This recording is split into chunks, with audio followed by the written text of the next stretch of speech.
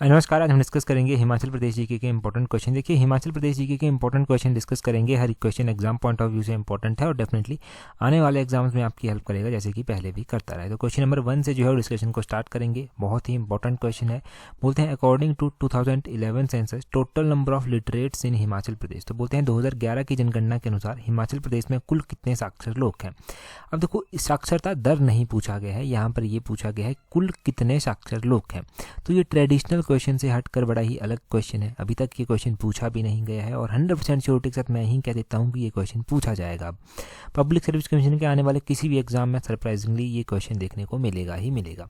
हिमाचल प्रदेश में कुल साक्षर लोगों की बात करें 50,39,736। ऑप्शन सी जो है वो सही आंसर है। कुल साक्षर लोगों की संख्या है 50,39,736। ये जो है वो 2011 की जनगणना के अनुसार कुल साक्षर लोगों की जनसंख्या जो है वो हिमाचल प्रदेश में है। इतने साक्षर लोग हिमाचल प्रदेश में हैं।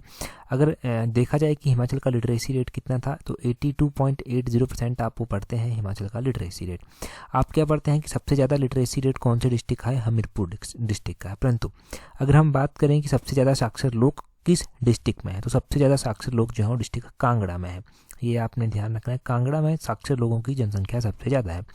कांगड़ा में जो है वो 11,52,640 ये जो है वो साक्षर लोगों की संख्या है। ये आपने ध्यान रखना है। और सबसे कम साक्षर लोग जो हैं वो कौन से डिस्ट्रिक्ट में है, तो लाहौल स्पीति डिस्ट्रिक्ट में सबसे कम साक्षर लोग जो है वो देखने को मिलेंगे। लाहौल स्पीति में सबसे कम साक्षर लोग हैं, कितने हैं? 21,845।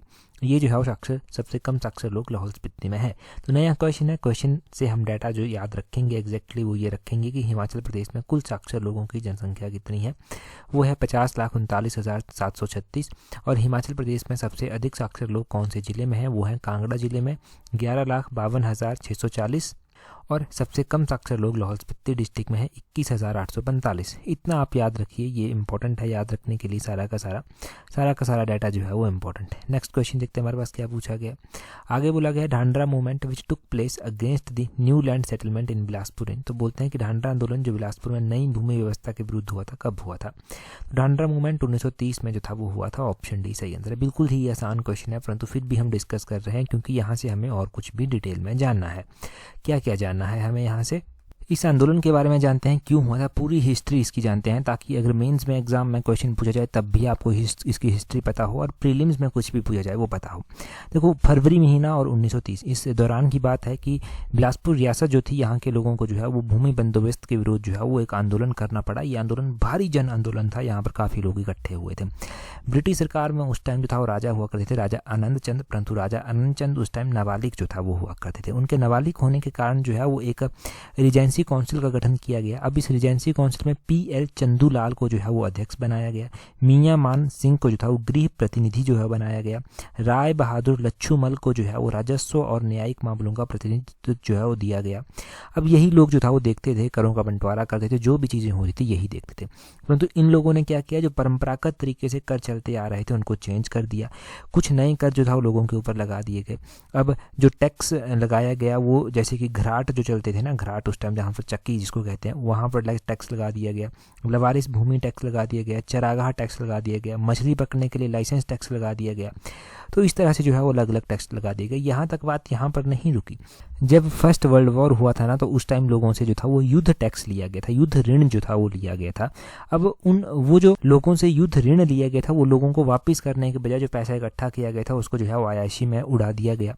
लोगों को वहाँ से भी आक्रोश था। लोगों ने जो है वो आंदोलन करना चाहा। सबसे पहले जो आंदोलन शुरू हुआ वो बहादुरपुर के लोगों के द्वारा जो था वो आंदोलन शुरू किया गया। बहादुरपुर जो बिलासपुर का रीजन है, वहाँ पर जो है ये आंदोलन जो है वो शुरू किया गया।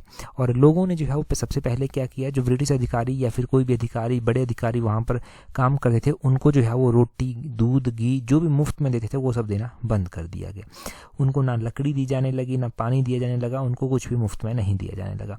अब लोग जो है वो धीरे धीरे इकट्ठे हो रहे थे बिलासपुर के अलग अलग रीजन में। और अब इसका जो है कहीं ना कहीं पर जो है वो अधिकारियों को ऊपर फर्क पड़ रहा था। आंदोलन में एकता बनी रहे, इसके लिए जो है वो एक नई टेक्निक की गई। उस टाइम लोटा पानी जो है वो किया गया। लोटा पानी मतलब लून लोटा पानी उसको कहते थे। एक लोटे में, गड़वी में, एक में जो है वो पानी लिया गया, पानी में नमक मिलाया गया और सबको जो है वो नमक थोड़ा थोड़ा दिया गया ताकि कोई भी नमक हरामी ना करे। इसलिए जो है वो इस तरह से जो है वो किया गया, लोटे में लून लेकर। और इसी तरह जो है वो अलग अलग नेता इसके साथ जुड़े और वो उसका मार्गदर्शन करने लगे। परंतु जो रियासत थी ब्रिटिश थे, उनके द्वारा जो उस टाइम पंजाब स्टेट के गवर्नर जनरल होते थे, उनके एजेंट थे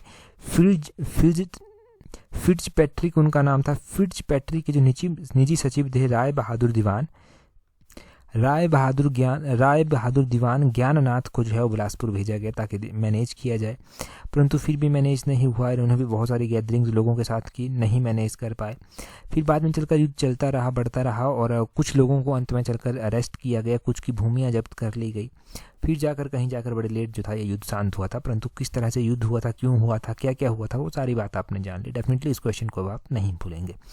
अगला क्वेश्चन देखिए क्या बोलते हैं, यहाँ पर बोलते हैं हु एडिटेड द वंशावली of Raja of Kullu around 1869-71। तो बोलते हैं कि 1869-71 के आसपास कुल्लू के राजाओं की वंशावली का संपादन किसने किया था। तो देखो, कुल्लू के राजाओं की वंशावली 1869-79 में जो है वो एडिट की गई थी। ये किसके द्वारा की गई थी, ये कैप्टन हारकोर्ट के द्वारा की गई थी। ऑप्शन डी जो है वो सही आंसर हो जाएगा। कौन से ईयर में की गई, 1869 से 71 के बीच में की गई, किसके द्वारा की गई, कैप्टन हारकोर्ट के द्वारा की गई। कुल्लू की बात हो रही है तो कुल्लू के बारे में कुछ एक इंपॉर्टेंट बातें, कुछ एक इंपॉर्टेंट पॉइंट्स जो एग्जाम में भी पूछे गए हैं और इंपॉर्टेंट भी हैं, उनको जान लेते हैं। देखो, कुल्लू की स्थापना 1 नवंबर 1966 को की गई थी। इसका एरिया 5503 स्क्वायर किलोमीटर है। गायत्री टेम्पल कुल्लू के मनाली के समीप जो है स्थित है। लालचंद प्रार्थी की जो गैलरी है वो कुल्लू में जो है वो स्थित है। कुल्लू देश की कहानी किताब जो है वो लालचंद प्रार्थी के द्वारा लिखी गई थी। जलोरी पास, हामटा पास कुल्लू में है। दुलची पास जो है वो मंडी को कुल्लू से ज्वाइन करता है। सिट्टीधार, श्रावण वैली, बसौली, बेसेलियो पास ये जो है वो कहाँ पर है, कुल्लू में स्थित है। त्रिगु नारायण टेम्पल हो गया, त्रिगु टेम्पल हो गया, बछेश्वर महादेव हो गया, अंजनी महादेव हो गया, दियो टिब्बा हो गया, काइस वाइल्ड लाइफ सेंचुरी हो गया, ये जो है कुल्लू में स्थित है। 1964 में यहाँ पर प्राइवेट अंगोरा रियरिंग फार्म जो है वो कुल्लू के मोहाल में जो है वो स्थापित किया गया था। विशुद्ध पाल ने कुल्लू की राजधानी जगतसुख से नगर को जो था वो स्थानांतरित की थी, ये ध्यान रखना है। जगत सिंह ने कुल्लू की राजधानी नगर से सुल्तानपुर को स्थापित की थी, ये ध्यान रखना है। कुल्लू के राजा जिनके द्वारा सुफिक्स जो सबसे लास्ट टाइम जो है वो पाल टाइटल इस्तेमाल किया गया था, ये जो पाल सुफिक्स इनके नाम के साथ लगता है जैसे विहंग मणिपाल, वो तो सबसे लास्ट टाइम ये जो है वो कैलाश पाल के द्वारा इस्तेमाल किया गया था। कुल्लू राजा जो कंटेम्प्रेरी थे कांगड़ा के राजा संसार चंद के, वो थे प्रीतम सिंह, इनका नाम ध्यान रखना है। तीर्थेंस के द्वारा कुल्लू के ऊपर अटैक 1530 में किया गया। अर्लिएस्ट सीट जो कुल्लू डायनेस्टी की हुआ करती थी वो प्रयाग में हुआ करती थी, वो भी ध्यान रखना है। कुल्लू के राजा राजेंद्र सेन जो स्पीति के राजा हुआ करते थे, जब उनके द्वारा कुल्लू को इन्वेड किया गया था तो कौन होते थे, तो कुल्लू के राजा उस टाइम रुद्रपाल हुआ करते थे। कुल्लू के राजा जिनके द्वारा जो है वो कुल्लू को जो है वो जो स्पीति के राजा चेतसेन के डोमिनेंस से आज़ाद किया गया था, वो प्रसिद्ध पाल थे। और 1871 में जो है वो एक जे कलवर्ट थे, इनके द्वारा कुल्लू वैली को इंस्पेक्ट किया गया था, यहाँ पर सिल्वर माइंस थी, उनको किया गया था। कुल्लू के हामटा और कुन्हा में सेंटर हैं पोटैटो डेवलपमेंट के, वो भी ध्यान रखना है। तो ये सारे इंपॉर्टेंट पॉइंट्स हैं कुल्लू के बारे में, इनको ध्यान रखें। अगला क्वेश्चन देखते हैं। अगले क्वेश्चन में बोलते हैं according to an inscription at Luj in Pangi which Raja of Chamba controlled the Lahaul valley in 1105। तो बोलते हैं कि पांगी के लज में जो है जो एक शिलालेख मिला, इसके अनुसार 1105 में ये शिलालेख मिला, इसके अनुसार चंबा के किस राजा ने लाहौल घाटी को नियंत्रित किया था। तो देखो, अगर इस शिलालेख की अगर हम बात करें तो इस शिलालेख के अकॉर्डिंग जो है वो चंबा के राजा थे ही जसाटा वर्मन। ऑप्शन डी जो है वो सही आंसर है, चंबा के राजा थे जसाटा वर्मन। और ये शिलालेख लज इन पांगी में मिला, इसके अकॉर्डिंग जो है वो चंबा के राजा जसाटा वर्मन के द्वारा जो है लाहौल वैली को कंट्रोल किया गया था 1105 में। अगर हम 1105 की बात करते हैं तो उस टाइम जसाटा वर्मन ही जो है वो यहाँ के राजा हुआ करते थे। और जसाटा वर्मन के समय में शिलालेख चुराह लोह टिकरी के में भी जो है वो मिलते हैं, तो उनके बारे में भी क्वेश्चन बहुत बार पूछा गया है। ये आपने चंबा के शिलालेख के बारे में ध्यान रखना है। 1105 ध्यान रखना है, लज ध्यान रखना है, पांगी, चुराह, लोह टिकरी, वो सारी चीज़ें आपने ध्यान रखनी है। ठीक है जी, तो इतना हो गया चंबा के बारे में। वो इतने 2-3 क्वेश्चन यहाँ से बने, इनको तो एक ध्यान रखें। अच्छा, एक क्वेश्चन मैं डायरेक्टली जंप करता हूँ उस क्वेश्चन के ऊपर, वो चंबा का ही इंपॉर्टेंट क्वेश्चन है। चंबा के राजा थे, उनको औरंगजेब के द्वारा जो है वो आदेश दिया गया था कि हिंदू मंदिरों को नष्ट कर दिया जाए। जितने भी रियासत में मंदिर हैं वो कौन से ईयर में दिया गया था और किसने दिया था, किस राजा को दिया था, मतलब 1678 में जो था ये आदेश दिया गया था। और उस टाइम चंबा के राजा चतर सिंह जो था वो हुआ करते थे, जिनको ये आदेश जो था वो दिया गया था। इन्होंने आदेश मानने से जो था वो इनकार कर दिया था। इनफैक्ट इन्होंने आदेश को माना ही नहीं था। मुगलों ने उस टाइम जो है वो इनके ऊपर एक्शन लेना भी चाहा, परंतु परिस्थितियाँ ऐसी बनी कि इनके ऊपर एक्शन नहीं ले पाए थे वो। ठीक है जी, ये आपने ध्यान रखना है, इतना ध्यान रखें फिलहाल। तो यहाँ से अगला क्वेश्चन देखते हैं क्या बोलते हैं in which village in Mandi district is Mahunag temple. तो मंडी के किस गांव में माहूनाग मंदिर है। देखो, मंडी में हम पढ़ते हैं कि माहूनाग टेम्पल है और मुख्य रूप से ये पढ़ते हैं कि करसोग वैली में, मंडी की जो करसोग वैली है वहाँ पर जो है माहू नाग मंदिर जो है वो स्थित है। परंतु यहाँ पर अगर आप देखेंगे तो माहू नाग यहाँ पर जो है वो ऑप्शन में नहीं दिया गया है करसोग वैली के बारे में कुछ भी। तो ये माहू नाग टेम्पल जो है मंडी में कहाँ पर स्थित है? मंडी के बखेरी में, बखारी में जो है ऑप्शन ए जो है वो सही आंसर हो जाएगा। यहाँ पर जो है वो ये माहू नाग मंदिर जो है वो स्थित है।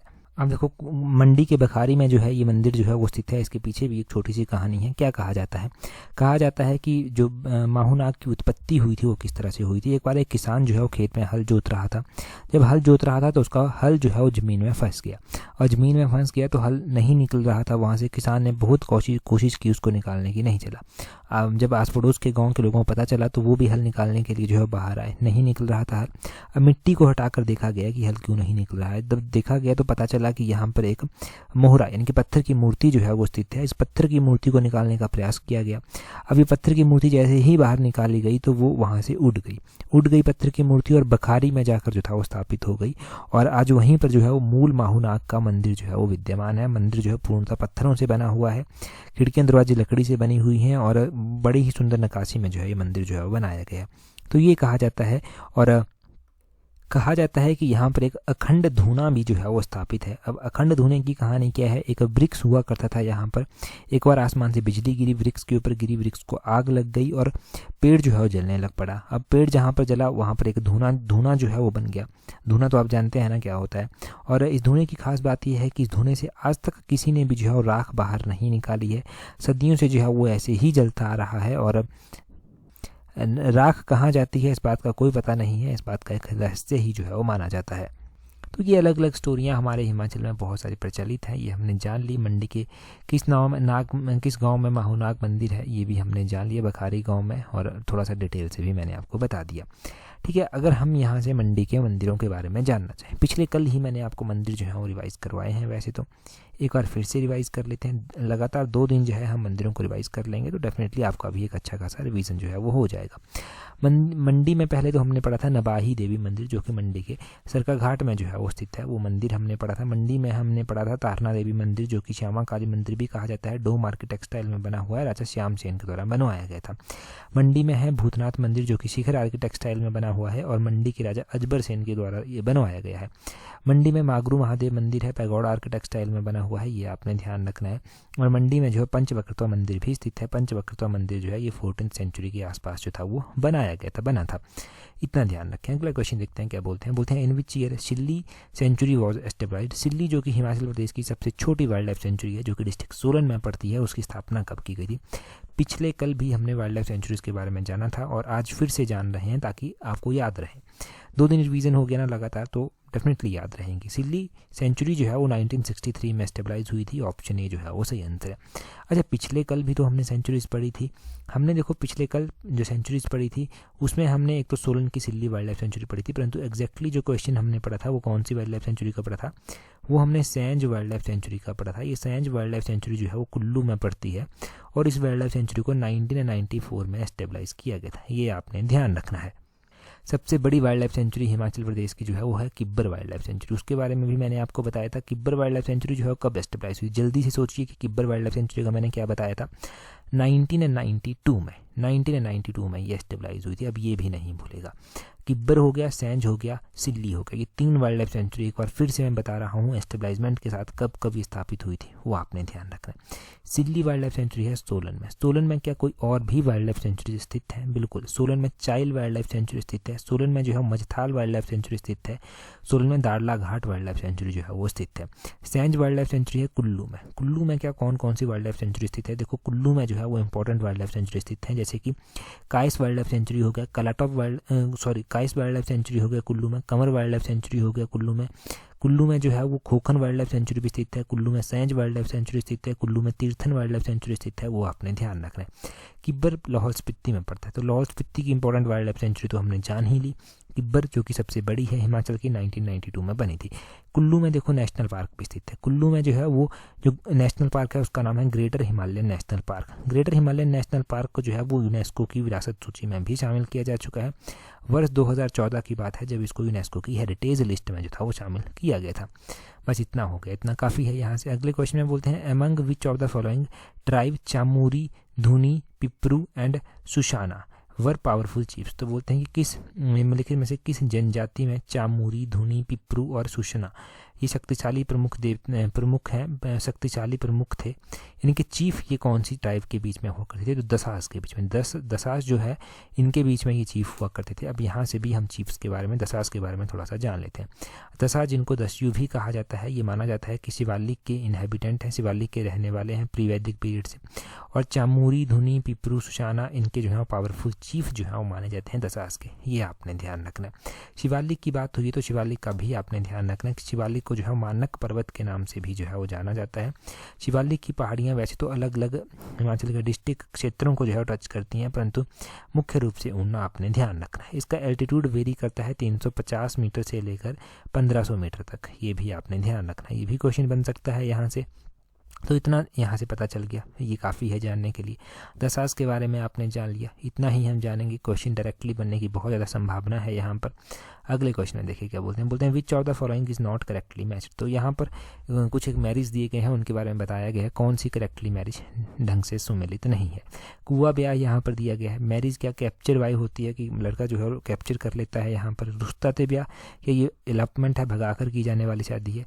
मजमी ब्याह क्या ये कैप्चर मैरिज है। और क्या चोरी भी एक मैरिज का टाइप है, क्या ये मैरिज बाय कैप्चर ही है। अगर देखो यहाँ पर हम मैरिज के बारे में बात करते हैं तो इनमें से जो है वो कौन सी मैरिज का टाइप नॉट करेक्टली मैच यहाँ पर पूछा गया है। तो यहाँ पर मजमी ब्याह जो है वो ऑप्शन सी सही आंसर हो जाएगा। ये करेक्टली मैच नहीं किया गया। मजमी ब्याह मैरिज बाय कैप्चर नहीं होती। अच्छा, किस तरह की मैरिज होती है ये हम जानते हैं। देखो स्वांगलास के बीच में जो मैरिज के टाइप होते हैं उसमें मजमी ब्याह जो है वो एक इंपॉर्टेंट है। मजमी ब्याह क्या होता है? बॉय लड़का जो है वो अपनी बहन को जो है वो भेजता है लड़की को लाने के लिए, क्योंकि वो मैरिज के खर्चे नहीं जो है वो कर सकता बियर, तो इसलिए जो है वो अपनी बहन को भेजता है, इसलिए इसको मजमी ब्याह कहते हैं। रुस्ताते ब्याह की बात करें, ये एलॉपमेंट है जहाँ पर लड़का लड़की एक दूसरे से प्यार करते हैं और शादी कर लेते हैं। कुआ ब्याह भी है। कुआ ब्याह मैरिज बाय कैप्चर है, यहाँ पर लड़का लड़की को कैप्चर कर लेता है। इनके बीच में डाइवोर्स का टाइप भी होता है। तसुत्थ वाक्ची, ये आपने ध्यान रखना है, इसमें जो है डाइवोर्स का टाइप ये माना जाता है। और मैरिज बाय पंगवाल्स के बीच में मैरिज है। एक तो पिठ चुक हो गया, पिठ चुक और चोरी, ये मैरिज बाय कैप्चर है। कैप्चर करके की जाने वाली शादियां हैं ये। और एक डोगरी होता है मैरिज बाय एक्सचेंज, इसमें एक्सचेंज किया जाता है डोगरी में, ये आपने ध्यान रखना है पंगवाल्स के बीच में। टोपी लाना जो है वो विडो रीमैरिज का टाइप है, ये भी आपने ध्यान रखना है। ठीक है जी, ये आपको पता चल गया मैरिज के टाइप के बारे में। तो ये इंपॉर्टेंट मैरिज के टाइप है। रिवाइज हो गया, आपने पढ़े तो हैं ही परंतु रिवाइज हो गया। जितने बार भी पढ़ेंगे ना क्वेश्चन हर बार ट्रिकी ही लगेगा, और ट्रिकी क्वेश्चन लगेगा, परंतु जितनी प्रैक्टिस करेंगे ना ये क्वेश्चन ठीक हो जाएंगे। उसके लिए टेस्ट सीरीज भी आप प्रैक्टिस कर सकते हैं ताकि आप में अच्छी खासी परफेक्शन जो है वो आ जाए। क्योंकि 200 क्वेश्चन हैं, उनको मैनेज कैसे करना है, कितने क्वेश्चन करने हैं, कितने छोड़ने हैं, किस तरह से पेपर करना है, ये अपने आप में बहुत बड़ी स्ट्रेटजी है लाइट के लिए। तो इस तरह के क्वेश्चन के लिए आप टेस्ट सीरीज प्रैक्टिस कर सकते हैं। टेस्ट सीरीज का लिंक नीचे डिस्क्रिप्शन बॉक्स कमेंट बॉक्स में दिया गया है। और डेफिनेटली जब भी आप टेस्ट सीरीज प्रैक्टिस करेंगे ना तो टेस्ट सीरीज का ग्रुप ज्वाइन कर लेना। और कोई भी दिक्कत आती है आप डायरेक्टली हमें ईमेल जो है वो कर सकते हैं। और ज़रूर एक स्ट्रैटेजी अपने ज़रूर बनाएं पेपर को मैनेज करने की। अगला क्वेश्चन देखते हैं। बोलते हैं in which year US club Shimla was open. तो शिमला का यूएस क्लब कब ओपन किया गया था? देखो शिमला में यूएस क्लब जो है वो है, इसे यूएस क्लब को 1844 में ओपन किया गया था। ऑप्शन ए जो है वो सही आंसर है। इसे यूएस क्लब के बारे में भी क्वेश्चन बनते हैं। हम शिमला के इंपॉर्टेंट फैक्ट्स, इंपॉर्टेंट बिल्डिंग्स, ये क्वेश्चन जो है वो बार बार पढ़ते हैं, एक बार फिर से रिवाइज करते हैं, थोड़े से कॉन्सेप्ट और क्लियर हो जाएंगे। यहाँ पर देखो शिमला की इंपॉर्टेंट बिल्डिंग्स के बारे में ओक ओवर सबसे पहले दिया गया है। ओक ओवर हिमाचल के मुख्यमंत्री का ऑफिशियल रेजिडेंस जो है वो माना जाता है। इंपीरियल बैंक ऑफ इंडिया दिया गया है। डेल्जल हाउस भी इसको कहते हैं। रविंद्रनाथ टैगोर जहाँ पर स्टे करते थे वुडफील्ड बिल्डिंग में इन्होंने स्टे किया था, तो वुडफील्ड बिल्डिंग आपने ध्यान रखनी है।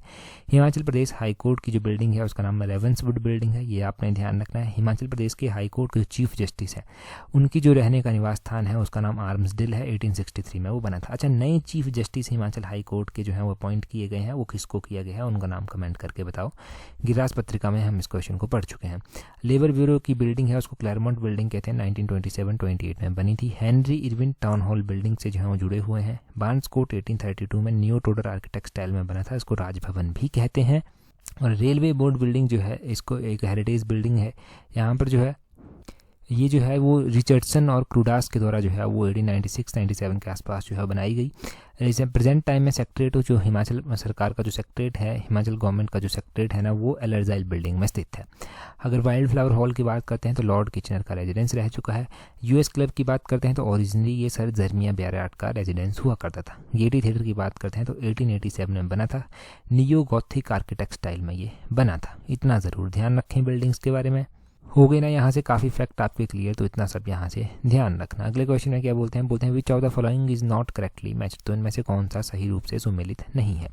देखो यहाँ पर कुछ एक जो है वो इंपॉर्टेंट ज्योत यानी कि पासिस दिए गए हैं, उनका एल्टीट्यूड जो है वो दिया गया है। ये आपको सिंपल रूप से बताना है कौन सा जो है वो सही मैच नहीं है। हम डिटेल से भी यहाँ से पढ़ेंगे अब। जैसे कि लालूनी जोत दिया गया है, क्या ये 5440 मीटर एल्टीट्यूड पर स्थित है। दुग्गी जोत दिया गया है, क्या ये 5060 मीटर एल्टीट्यूड पर स्थित है। सखा ऑफ जो है वो दिया गया है, सखा ऑफ क्या ये 5625 मीटर एल्टीट्यूड पर स्थित है। और किदाला गालू दिया गया है, क्या ये 4750 मीटर एल्टीट्यूड पर स्थित है। पहले तो मैं डायरेक्टली आंसर आपको बताता हूँ, फिर हम डिटेल से डिस्कशन करते हैं। शकारोफ जो है ये 5625 मीटर एल्टीट्यूड पर स्थित नहीं है, ये जो है वो करेक्टली मैच नहीं किया गया है। तो नॉट पूछा गया है ना आपसे, तो ये नॉट करेक्टली मैच है। देखिए आप यहाँ पर लालूनी जो है वो लाहौल को स्पीति से जोड़ता है, 5440 मीटर एल्टीट्यूड पर जो है वो स्थित है, बिल्कुल सही बात है। दुग्गी जोत जो कि भरमौर को लाहौल के साथ जोड़ता है, वो 5060 मीटर एल्टीट्यूड पर स्थित है, बिल्कुल सही बात है। ये जो शाखा ऑफ है, ये शाखा ऑफ जो है लाहौल को स्पीति से जोड़ता है और 5025 मीटर एल्टीट्यूड पर जो है ये स्थित है, तो ये ध्यान रखना है। शाखा ऑफ 5025 मीटर एल्टीट्यूड पर जो है वो स्थित है। और आपने ध्यान रखना है किदाला गलू का, किदाला गलू 4750 मीटर एल्टीट्यूड पर स्थित है और ये चंबा में जो है वो स्थित है। इतना आप यहाँ से ध्यान रखें। और देखो एल्टीट्यूड तो हम 4 ही दर्रों का जानेंगे, 4 ही पासिस का जानेंगे, जोत का जानेंगे, परंतु यहाँ से हम कुछ एक इंपॉर्टेंट दर्रे जान लेते हैं जो अलग अलग क्षेत्रों को अलग अलग जगह से जोड़ते हैं। जैसे कि आज हम जो है वो चंबा को कांगड़ा से जोड़ने वाले इंपॉर्टेंट पासिस को जो है वो जान लेते हैं। चंबा को कांगड़ा से जोड़ने वाले इंपॉर्टेंट पासिस में वारू पास जो है वो आ जाता है। वारू पास आ जाता है यहाँ पर तोरी एक दर्रा आता है, तोरी जोत, वो भी जो है वो चंबा को कांगड़ा से जोड़ता है। एक चौरी आता है, चौरी CHAURI, चौरी जोत, ये भी आपने ध्यान रखना है। एक जो है तेलंग पास आ जाता है, तेलंग पास भी आपने ध्यान रखना है, चंबा को कांगड़ा से जोड़ता है। और एक भीम घसूतड़ी हो गया, भीम घसूतड़ी भी इंपॉर्टेंट है, बहुत बार पहले तो बहुत बार एग्जाम में पूछा गया है। एक टाइम था ना जब बहुत पेपर होते रहते थे, रेगुलरली पेपर होते रहते, तो उस टाइम इस तरह के क्वेश्चन भीम घसूतड़ी ये तो ट्रेडिशनल क्वेश्चंस हो गए थे कि परंपरागत रूप से पूछे जा रहे हैं अलग अलग रूप में। अभी थोड़ा सा रिसेशन का दौर ज़रूर चला हुआ है, परंतु फिर भी आपने ये ध्यान रखना है कि क्वेश्चन इस तरह से पूछा जाए, किसी भी तरह से क्वेश्चन क्लैश हो सकता है एग्जाम में, परंतु आपको पता होना चाहिए आंसर। एलाइड के एग्जाम के लिए तैयारी कर रहे हैं तो किसी भी चीज़ को लाइटली में नहीं ले सकते। 200 क्वेश्चन पूछना है, सारे क्वेश्चन टफ नहीं होंगे, क्वेश्चन ईजी भी होंगे, तो ईजी क्वेश्चन भी कई बार पेपर में गलत हो जाते हैं, उनको भी ठीक कर आना है। और टफ क्वेश्चन तो आपका मतलब उसको तो मैनेज करना आना ही चाहिए। बाकी पेपर 1 की तैयारी कर रहे हैं ना, तो पेपर 1 के लिए भी टेस्ट सीरीज प्रैक्टिस कर सकते हैं। टेस्ट सीरीज का लिंक नीचे डिस्क्रिप्शन बॉक्स कमेंट बॉक्स में दिया गया है। पेपर 1 का भी वही फंडा है, क्योंकि देखो हिंदी में देखा ना, जिनका पेपर 1 पास हो गया था ना अच्छे से, पेपर 2 में इजीली अच्छे नंबर उनके आ गए थे, क्योंकि पेपर 1 ही पास नहीं हुआ बहुत सारे लोगों का। ठीक है, तो इस तरह से ना पेपर की एक स्ट्रैटेजी बनाइए, हर एक पेपर की डेफिनेटली जॉब मिलेगी। अगला क्वेश्चन देखते हैं हमारे पास। अगले क्वेश्चन में जो है क्या पूछा जाता है, अगले क्वेश्चन में बोलते हैं how many farmers of Himachal Pradesh have been benefited under Himachal Pushp Kranti योजना अप टू दिसंबर 2023। बहुत ही इंपॉर्टेंट क्वेश्चन है। बोलते हैं दिसंबर 2023 तक हिमाचल पुष्प क्रांति योजना के तहत हिमाचल के कितने किसान लाभान्वित जो हैं वो हुए हैं। 4 ऑप्शंस आपके पास दिए गए हैं। पिछले कल ही मैंने डिटेल से आपको ये क्वेश्चन बताया था, अभी आप कमेंट करके जो है उसका आंसर बता दीजिए। बाकी टेलीग्राम पर अगर आपने हमें ज्वाइन नहीं किया है तो अपने टेलीग्राम से सर्च करना @tolexam31, एक बार सर्च करना, आपको हमारा टेलीग्राम चैनल मिल जाएगा। टेलीग्राम पर हर एक इंपॉर्टेंट अपडेट आपको दे दी जाती है जो एग्जाम में आपकी हेल्प करती है। आज का जो वो टॉपिक है हम रिवाइज़ करेंगे, आसान टॉपिक है परंतु रिवाइज़ करना ज़रूरी है। देखो वीडियो के लास्ट में हम रिवीजन करते हैं, बस उसी का ये पार्ट है। बोलते हैं मंडी की लेक्स। मंडी की लेक्स में रिवाल्सर लेक आती है, पराशर लेक आती है, कुमारवाह लेक आती है, कुंतभ्यूग लेक आती है, कुमारवाह लेक यहाँ पर आ गई, कराशर लेक आ गई, सुखसार लेक आ गई, पंडोह लेक आ गई। ये जो है वो मंडी की इंपॉर्टेंट लेक्स है, तो ये लेक्स भी आपने ध्यान रखनी है। आज की इस वीडियो में इतना ही है। That's all for today. Thank you very much for watching and listening. Very patience.